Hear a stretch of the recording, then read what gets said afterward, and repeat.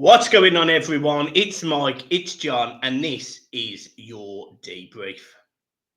You was all expecting it, wasn't you? You see, I've got you all on tenterhooks now. You're all there like, oh, God, don't do it to me. And I haven't. John, how are you, mate? Not bad, you? Yeah, I'm not too bad. I'm happy with a 1-1. You know, I predicted 1-1. So for anyone in the comments, your boy did win his bet yesterday. Spicy. £23 profit off a fiver. We'll take that. Do you think a 1-1 was a fair result? Looking at the game. Yeah, if I'm being honest, I think it was like polar opposites to the Liverpool game, wasn't it? It was like Liverpool's first half was good. We should have been 2-0 up. The first half against Arsenal, I thought we were quite poor, if I'm being honest. I thought we were not really at the races. You could see what Everton were trying to do, and you could actually see what David Moyes was trying to do. But, you know, there were certain players that I thought did quite well. There is a player that I want to talk a little bit about in depth today, and people might not agree with what I'm going to say. So, you know, hold fire. But, yeah, I do think on the balance of play and the second half, we were better. Albeit, I don't think we created absolutely brilliant loads amounts of stuff in the second half. I think a 1-1 was fair. I thought, do you know what? If I'm being honest, I thought it was a poor game of football. I thought Arsenal were poor compared to what I expected them to be. Do you know, you say we didn't create many chances. We never do, because we've got no creativity. Possibly apart from Ndiaye, he'll create a bit more with better players around him. It was his first start for a while, so I wasn't expecting too much of him, but I thought he'd come back in and done quite well. Ndiaye. What did you think of the team selection with Tim Booman coming straight back in and then Ndiaye, obviously? And so I was happy with Tim, and I was happy with Illy and Ndiaye. You know, I was happy with those two. But he still played Harrison and Decore. So it kind of like offset it, if you get what I mean.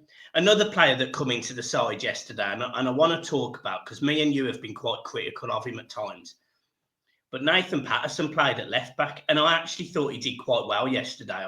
I must say, I'm not all of a sudden going to start screaming from the rafters. I want to keep him. I think he's brilliant, but he did look better yesterday, and I'm just wondering if David Moyes is the type of manager that might get a bit more out of him. He was quite an attacking right back at Rangers, so he sort of fits that sort of mould if Moyes can get a bit out of him. But, mate, Jack Harrison, I know he wins the penalty, but we'll talk about that in a minute. But Decore yesterday, he's got the legs, he's got the engine, I get all of that. And he puts a foot in, but he can't pass. And he's forward thinking. He's just like, it's like sending a kid to primary school and expecting him to do his GCSEs. Yeah.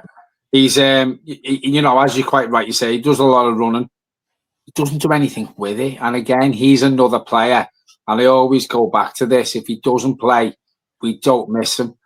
You say you thought Tim done all right. You are in the minority there, by the way. No. I didn't say he did all right. I said I was okay with him starting. Oh, right, okay, yeah. I thought he had a poor game. But I thought he was shit. Yeah, but we can't sit here and slag him off. It's his first start for a while. But he's better than that. He's better than that. I was watching him yesterday, and, you know, his game involvement wasn't what it normally is. And I sat there yesterday and I thought, yeah, you're better than this. You're not on it today. And I thought he was poor. Harrison, yes, he won us the penalty. You mentioned him. He puts a shift in. Jack Harrison, again, he's another player who does nothing with it. I'm telling you now, mate, when I seen that team selection yesterday with Patterson at left back and Tim coming straight back in and Jack Harrison still playing and Decore getting another game, I scratched my head and I actually questioned Moyes and I thought, what are you actually doing here? I know we were short at left back. Going forward, I thought Patterson had a good game yesterday. He's not a left back, and I don't think he's good enough for us, to be fair. I don't rate Nathan Patterson. No, that's fair. That's fair. No, I thought Nathan Patterson out of the 3 or 4 we've just mentioned there, Decore, Harrison, Tim. I thought Patterson was probably the best out of the 4, but if I'm being honest, I'm not going to be bothered if we don't. I'm not bothered if we see Harrison, Decore, or Patterson here next season. I'm not bothered. Tim, yeah. I was glad. It was me and you have been screaming for Tim to start for weeks. We did it with Liverpool. We've been saying that James Garner's poor, etc., etc. And he came into the side yesterday, and there was a couple of moments where we did something stupid. There was a couple of moments where we turn and he'd carry the ball, but like there was one moment where he beats a man and he's running down the left hand side. And it's almost like he's gently jogging. He kicks the ball too far ahead of him, and the Arsenal player just comes across and wins the ball. And I sat there and thought, I get it's rust. I get it's the lack of playing. So I'm never going to dig any player out for that. I get that. That's not an issue. But I was hoping I'd have got a bit more out of him yesterday. I must say. But then equally, John, and as you know, I've been at times I've been a supporter of his, and we've disagreed with him, but I still think I'd prefer Tim over James Garner, because some people on Twitter were saying that James Garner controls the midfield, or we noticed that we didn't have him yesterday. Not in my opinion at all. And I didn't think the substitution when he come on, I didn't think it made any difference whatsoever. So it's clear to me we need a central midfielder in the summer. The other thing I think we need to talk about is the goal we concede. I mean, from your perspective, how poor was that? Well, it started from, and listen, I'm going to slag him off, and I think it's probably I can count on one hand that I've slagged the Idrissa Gana guy off over his 2 spells he's had at the club. But he sort of jumps yesterday and heads the ball straight to the Arsenal player when I think it was already going to Branthwaite. Branthwaite had that ball covered. There was no reason for a Idrissa Gana guy to jump and take the ball away from Branthwaite. And inadvertently, we know how fast Arsenal break, and they did, and they break. And it was a silly goal to concede, but it started from Gana guy heading the ball to the Arsenal player, and it come well away from the goal. It was well into the midfield that the move started. But and I know, and everyone knows, at this Arsenal team, even when they have an off day, the good are hitting you on the break. We've seen it yesterday, as you quite rightly mentioned at the beginning of the video. Arsenal weren't no great shakes yesterday. They weren't. But they can still hit you and hit you on the break, and that's where the goal come from. We struggle. It's mad, really, because we struggle with that ball over the top or through the midfield, and it happened a couple of times yesterday. There was one on the stroke of half time. The ball goes over the top to Trossard, and he shapes up and he hits a lovely volley. It's just the fact that it's been given for a foul. And Jordan Pickford makes one of the best saves I think I've ever seen in my life. And it doesn't even count as a save. I mean, it was absolutely astonishing how good that save was. But it happened time and time again yesterday. The midfield got caught. We give the ball away too easy, and Arsenal won the transition. And, we could have lost that game more yesterday. We could have. But then equally, as we're rightly saying, they weren't really at the races. They didn't create loads of chances, really. And as we went into the second half, I thought we started to put our foot on the ball a little bit more. I felt like Beto was getting just a little bit more joy and creating a few more problems. There was a few times when there was link up on the left-hand side with Ndai and Beto, and if it was just for a better pass from, I think, Decore, I think we were in. So there was positives to take out of yesterday, but yeah, the goal we conceded, and the goal we conceded against Liverpool, the goal we conceded against West Ham, they're all poor goals that we've conceded in the last 3 games. And don't get me wrong, we've only conceded 1 in each game, but they were poor every time, and we haven't got the answer to go and get 2 or 3 goals. Well, a lot of the goals that you've just mentioned were practically the same sort of goals. We haven't got the legs in the midfield to stop teams hitting us on the counter-attack. You know, the only player we've probably got who will track back and bust a gut and put a tackle in if he can and chase the runner is probably a Idrissa Gana guy, but he's not getting any younger. So we need another one of them in the midfield. Hopefully when Tim's up to speed, we'll have that with him, because you can't count on Decore to do it. And Dye doesn't do it. Alcaraz doesn't do it. James Garner doesn't do it. Straight rolls off the tongue of how poor our midfield is by tracking back. You know, we're not good enough. Do you know who I actually think we miss? And I've thought about this, you know, like when you look at the team and the players that we have or haven't got, I feel like we miss Mangala. I really feel like his composure in that midfield would be really useful with Ghana guy. Like I just, he was a class above everything else that we had. You know, it was him and Ghana, and I felt confident that they were solid enough, combative enough, and it did mean that if you had Decore in a 10 or Alcaraz in a 10, they could push forward and do that. Well, it's poor. It was poor. The likes of Mangala, he's got more of an all-round game to him, probably more than any of our midfielders we've got.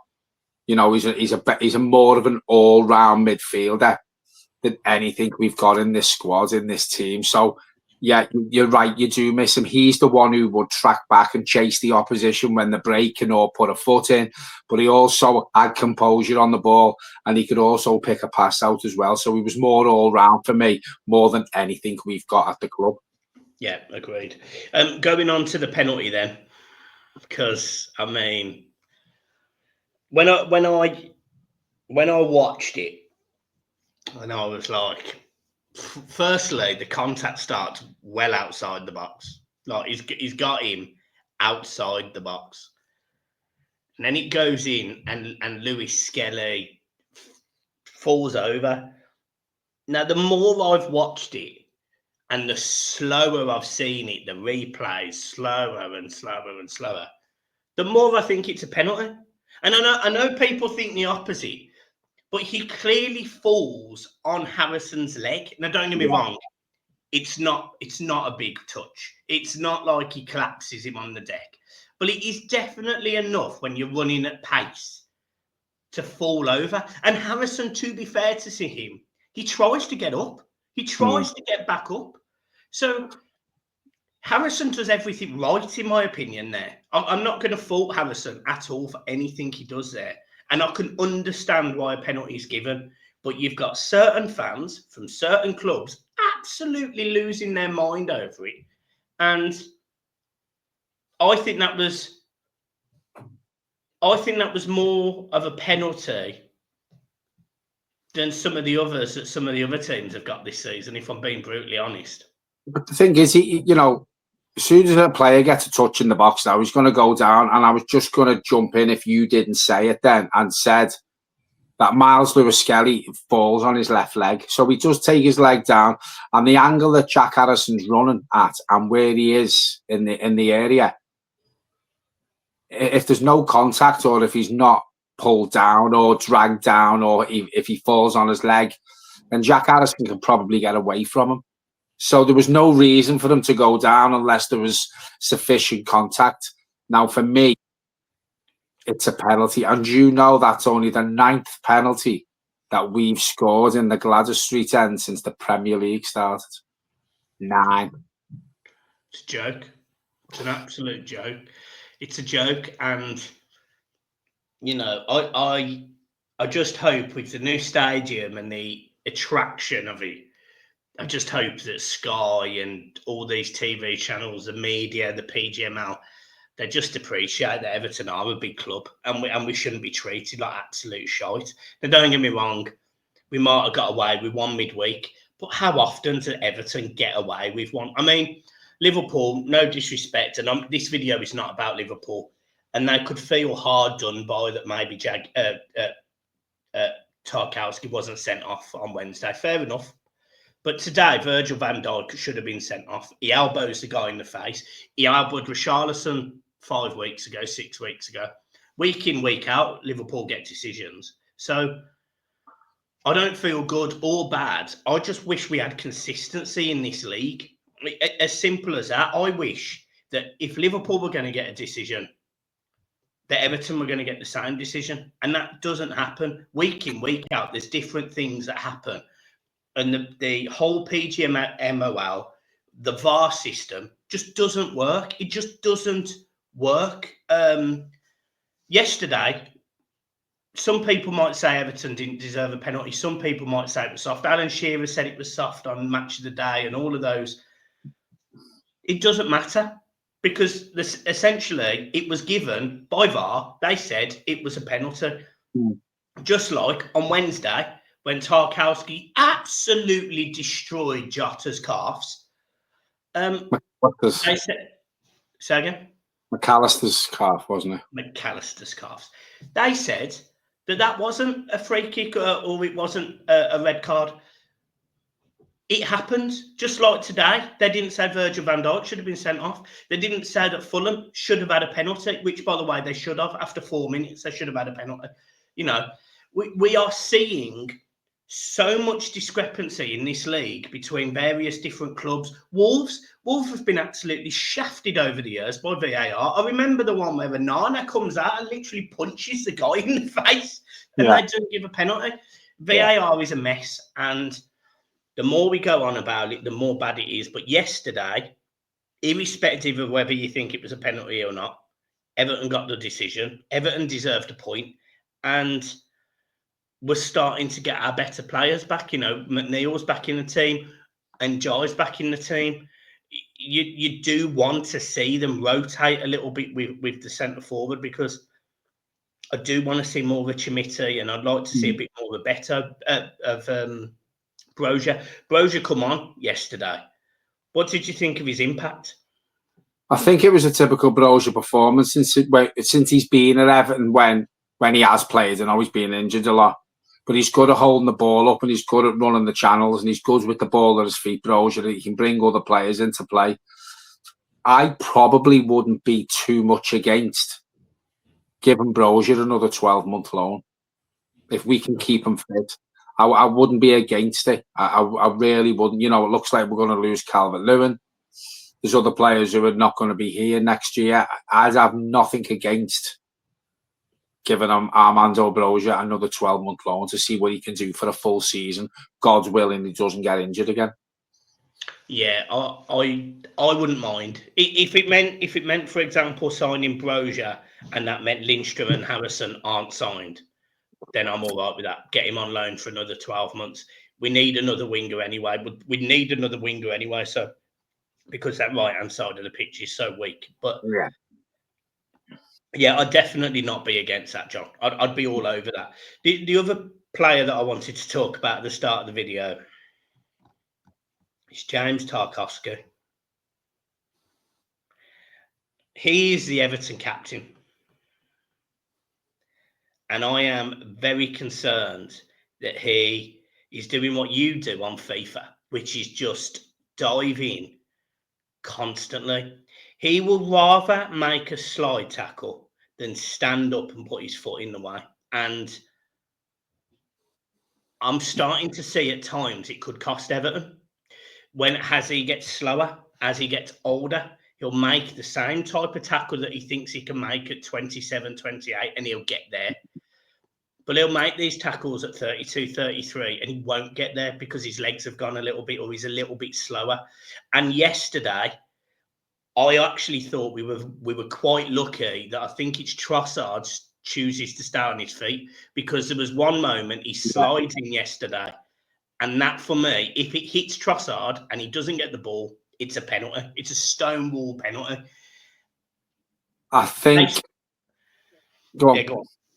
No, I just think looking at him, I think age is not, it's not on his side, and he probably is losing a yard of pace now, and he's having to slide in. And there's certain times, not just on Wednesday night, but yesterday for a perfect example, when he's sliding, it's not as if he's sliding to make a block, because there was no block to be made on the ball at that time he slides. So I think yesterday there was no reason for him to slide. And as you quite rightly say, if Trossard wants to get a penalty and goes down, he gets it. But, you know, fair play to him. He stayed on his feet and the ball did just roll through to Pickford then. But he did get away with it. I think this is why, you know, we are seeing reports that Everton are starting to be linked with different centre-backs, centre-halves. I do think there'll be a younger one coming in the summer.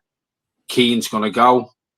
You know, possibly if we bring a right back in, then O'Brien will probably partner Branthwaite. That's if Branthwaite stays. But we still need younger cover at centre half for me. You know, at the minute we've got Michael Keane and we've got Tarkowski who's playing week in, week out. I mean, he's susceptible to making mistakes now, isn't he? But we've seen it. We've actually seen it all season. This is the thing. It's like at the start of the season, me and you were saying that he'd been performing badly, and we actually criticised him, and we actually were talking about him. Then it comes out he has this injury with his glute or whatever he's got, and he's played through it. And you send me go, oh, okay, yeah, no problem. And there's no doubt of his leadership. You know, he's the first time where I've actually felt we've got a captain who will scream and shout. We've got a captain who will go and talk to a ref. We've got a captain that will, you know, stand there for the players. I'm all for all of those things. Like, I like that. But I need him to stay on his feet more because I didn't feel like he needed to go to ground on Wednesday night and he could have been sent off. When he goes to ground for the Liverpool goal, I know he's expecting Diaz to make a move, but Diaz doesn't. So he makes the wrong decision by sliding in there when he could just run across and clear it. Yeah. And he didn't track that. He didn't send that man yesterday, Trossard. He didn't send him down the left-hand side. He literally dives in when he gets to the point where he thinks he's either going to shoot or cross. And look, I do get why he dived in yesterday. I do. But you've got to get it right. And yesterday, he was lucky because he didn't get it right, and he could have cost us the game yesterday. Just like he could have cost us being down to 10 men on Wednesday after 10 minutes. Yeah, I actually didn't think he had a bad game yesterday, Tarkowski. I thought he'd done okay yesterday. I think with what you're pointing out, and you're quite right with what you say, I think some of his decision making is, as he's getting older now, his decision making is probably not what it was, and he's making rash decisions and he's making rash challenges. Which, sorry, John.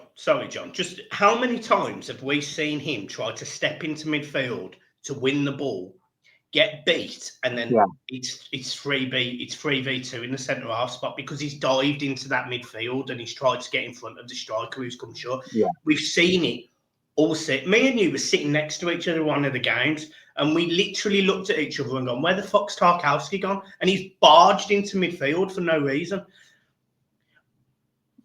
I love him. I absolutely love him. And he is the type of player that you want, because he literally leaves everything on that pitch every week. But I just need that decision making, that ideology, that this isn't, and I know this is going to sound very horrible to say, but this is not Burnley, and this is not a Sean Dyche Everton team anymore. This is David Moyes' Everton side. And how many times, apart from blocks, do you remember players like Jagielka and Julian Lescott having to just slide in and crunching players?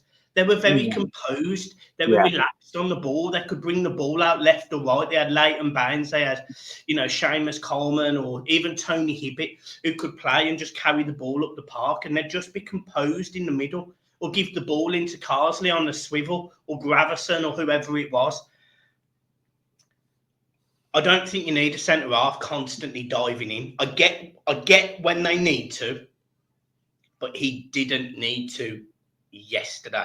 It's like, it's the word you use for me is spot on. It's composure. You know, when you look back at top centre-halves from the past, the likes of Gary Pallister and Steve Bruce, and Dave Watson at Everton, for example, and Alan Hansen at Liverpool, they didn't slide in because they read the game that well. They didn't have to slide in. They stood up, or as you're quite right there, if you've got an attacker running at you, they'd sort of push them out on the angle, so to stop them coming inside.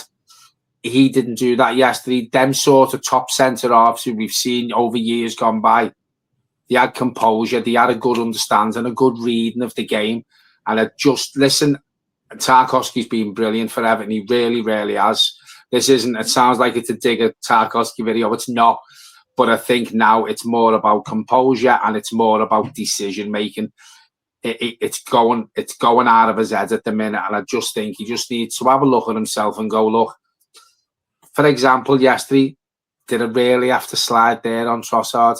Could have pushed him wide or actually stood up with him, you know what I mean? And I think he needs to look at that side of his game now, because it is going to start costing us games.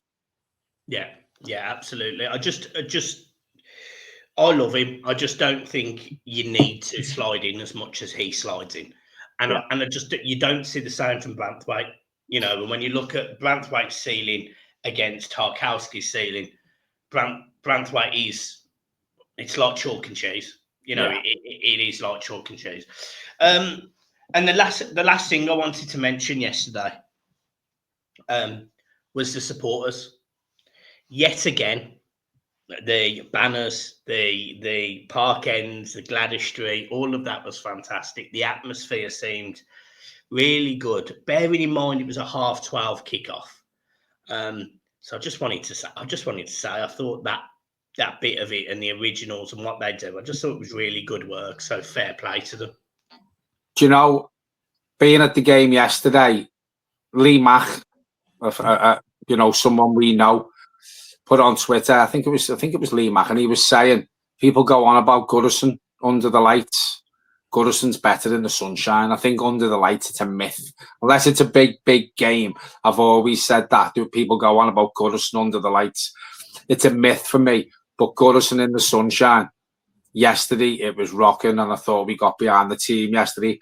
I remember a game when we played Man United, and I think it was the one where Gylfi Sigurdsson was, we got a goal ruled out because he was sitting on the floor, and it was hot that day. And I can remember thinking back now, the atmosphere for that game as well. So, yeah, I think the sunshine helped. 12:30, I hate them.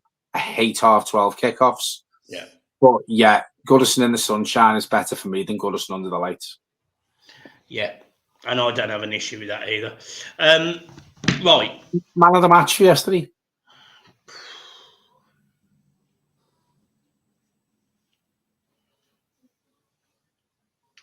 I think I'd probably give it to Ndai, but I didn't. I must say, and I know we say he's not a defender, he's not a left back, but I did think Patterson played quite well. Bearing in mind it was his first game in God knows how long. So I'm not saying I'd give him man of the match, but I certainly wasn't disappointed by him yesterday. Do you get what I mean?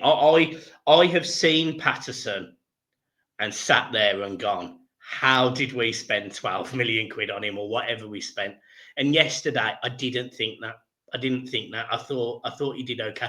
There was one moment where he gets the ball and he manages to beat, I think it's 2 or 3 Arsenal players, and he gets into the box. And I was sitting there thinking, get them to hit you. Get them to hit you so you go down. Get them to do it. Yeah. And then he has to pass the ball back to Decorah. And then, of course, the attack's done. Yeah. Just yesterday, I was all right with him. But for me, your man is Ndai. Yeah. His penalty is so composed. It's so chilled. It was a great penalty. Every time he got on the ball, Arsenal were worried about him. He's just got this ability to just do a bit of everything. He can win free kicks. He can take pressure off the team. He got, what did we get out of him? 70 minutes before we started cramping up and he had to go off. Brilliant. Absolutely brilliant. So, yeah, for me, it was Ndai, but I certainly didn't have a problem with Jake O'Brien, Patterson. Yeah. You mentioned something there. I wanted to end on. You mentioned the word set pieces. What's Charlie Adam done since he come in, mate? Because I'm telling you now, our corners and our free kicks are still absolutely woeful. What is he doing? We don't beat the first man on a corner, or we let it too long, or we put it right to the keeper. There's no variation with our dead ball situations. Everything's the same. For me, I don't see anything has changed since he's come in as the set piece coach. No, I agree. But look, listen, I think we are where we are, guys. I think that's been your match debrief. I've got nothing else to add. You, John? No, that's it. All done. No, guys, make sure you hit the like and subscribe button. We'll be back tomorrow for another news catch-up video. But until then, we'll see you soon.